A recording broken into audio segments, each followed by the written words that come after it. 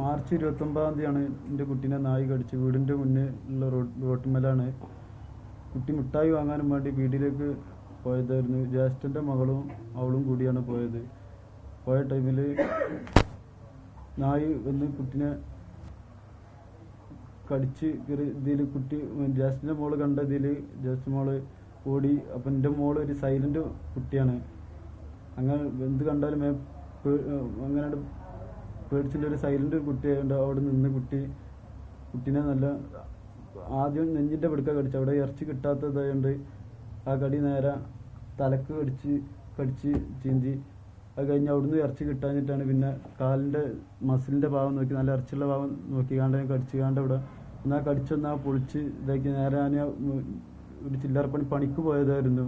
നാട്ടിലുള്ള സാഫി പറഞ്ഞ ആളെ കൂടെ പണിക്ക് പോയതായിരുന്നു. അപ്പോൾ എൻ്റെ വൈഫ് വിളിച്ചിങ്ങനെ കുട്ടീനെ നായി കടിച്ചിന് പെട്ടെന്ന് വരിയെന്ന് പറഞ്ഞുകൊണ്ട് ഞാൻ പെരയിലെത്തിയപ്പോൾ കുട്ടീനെ ഒന്ന് ആ ചോരയിൽ വിളിച്ചുകൊണ്ട് എൻ്റെ കയ്യിൽ തന്നത്. അങ്ങനെ നേരെ ജ്യേഷ്ഠൻ്റെ വണ്ടിയിലിട്ട് നേരെ തിരുവരങ്ങാടി താലൂക്ക് ഹോസ്പിറ്റലിലേക്ക് കൊണ്ടുപോയി. അങ്ങനെ ഹോസ്പിറ്റലിൽ നിന്ന് അവർ ആദ്യം ഡെറ്റോളിട്ട് നല്ല കഴുകാൻ പറഞ്ഞത്. ഞങ്ങൾ തന്നെ കഴുകിയത്. എൻ്റെ താത്തിൻ്റെ വൈഫും കൂടി നല്ല ഉരച്ച് കഴുകിയിട്ട് അവർ അവിടുന്ന് ഒരു ഇഞ്ചക്ഷൻ അടിച്ചിരുന്ന തോന്നുന്നുണ്ട്. പിന്നെ ഇവിടെ ഇതിനുള്ള ഡോക്ടർ ഇവിടെ തിരുവങ്ങാടി ഹോസ്പിറ്റൽ ഇപ്പോൾ ഇന്ന് ഡോക്ടർ ഇല്ല. അപ്പോൾ ഞങ്ങൾ കോളേജിലേക്ക് എഴുതി തരുന്നുണ്ട്. ഞങ്ങൾ കോളേജിലേക്ക് അപ്പോൾ തന്നെ ഞങ്ങൾ ഒരു അരമണിക്കൂറിൻ്റെ ഉള്ളിലായിട്ട് കോളേജിൽ അവിടെ എത്തിയിട്ടുണ്ട്. കോളേജിലെത്തി. കോളേജിൽ നിന്ന് നേരെ അവർ ഇഞ്ചക്ഷൻ ഇതൊക്കെ അടിച്ചുകൊണ്ട് അവർ പറഞ്ഞിങ്ങനെ ഒരു 48 മണിക്കൂർ കഴിഞ്ഞിട്ടാണ് ഇനി ബാക്കി സ്റ്റിച്ചിടുക ഇതൊക്കെ ചെയ്യാൻ 48 മണിക്കൂർ കഴിഞ്ഞിട്ടാണ് പറ്റുള്ളൂ എന്ന് പറഞ്ഞ്. അങ്ങനെ ഞങ്ങളവിടെ നിന്ന് ഇങ്ങോട്ട് പോന്ന് പിന്നെ 48 മണിക്കൂർ കഴിഞ്ഞ് പെരുന്നാൾ കഴിഞ്ഞ് പിറ്റേ ദിവസമാണ് 48 മണിക്കൂർ കഴിഞ്ഞ് അവിടേക്ക് കൊണ്ടുപോയി കണ്ട് തലക്ക് സ്റ്റിച്ച് വിട്ട് പിന്നെ കാല് ഇത് കട്ട് ചെയ്ത് ഇതാക്കിക്കാണ്ട് ഓപ്പറേഷൻ ചെയ്ത് കണ്ട് അവർ തുന്നിയും ചെയ്ത് 2 ദിവസം അവിടെ നിന്ന് പിന്നെ അവർ വീട്ടിൽ പറഞ്ഞേച്ചിക്കാണ്ട് പിന്നെ ഒരു 10-14 ദിവസത്തിനുള്ളിൽ പെട്ടെന്ന് മുറിക്കൊന്നാ ഉണങ്ങി സ്റ്റിച്ചൊക്കെ എടുത്തിക്കണം. കുട്ടികളെ കൂടെ ഏകദേശം ഇറങ്ങി കളിക്കലും ആ ചെറിയും കളിയൊക്കെ തുടങ്ങുകയും ചെയ്തതിന് കളിച്ചലിതൊക്കെ തുടങ്ങിയതിന് കുട്ടിയായി പെട്ടെന്നീലൊരു പനി പനിച്ചാണ്ട് 2 ദിവസം വീട്ടിൽ നിന്ന് ഉറങ്ങിയിട്ടൊന്നുമില്ല.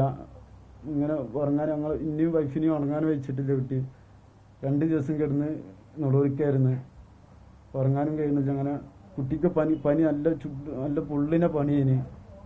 പനി മാറാഞ്ഞിട്ട് ഇങ്ങോട്ട് ഞങ്ങൾ ഇവിടുത്തെ ഗവൺമെൻറ് പറമ്പിൽപ്പേട്ട് ഹോസ്പിറ്റലിൽ പോയി കാണിച്ചു. ഞങ്ങൾ സാധാ പനി ഒരു വിറയലും ഉണ്ട് കുട്ടിക്ക്.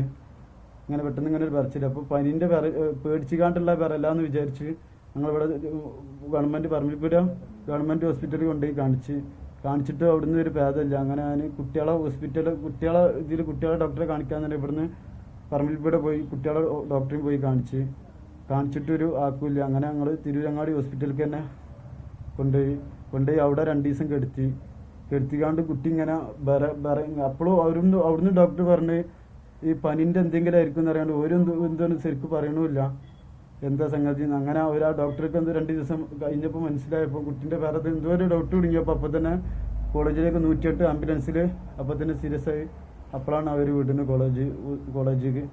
അങ്ങനെ അന്ന് 6 ദിവസത്തോളം കുട്ടി IC കിടന്ന് അവിടുന്ന് ഡോക്ടറോട് ചോദിച്ചപ്പോൾ ഡോക്ടർ അവിടുന്ന് പറഞ്ഞ് നിങ്ങൾ കുട്ടീനെ കിട്ടാൻ ഉറപ്പില്ല, നിങ്ങളിഞ്ഞ് പഠിച്ചവനോട് ദൈവത്തിനോട് പറഞ്ഞോളി, അങ്ങനത്തെ ഒരു വാക്കാണ് അവിടുന്ന് നമുക്ക് തന്നിട്ടില്ല. സമാധാനപ്പെടുത്തിന് ഒരു വാക്കും അവിടുന്ന് ഡോക്ടർമാരൊന്നും തന്നിട്ടില്ല.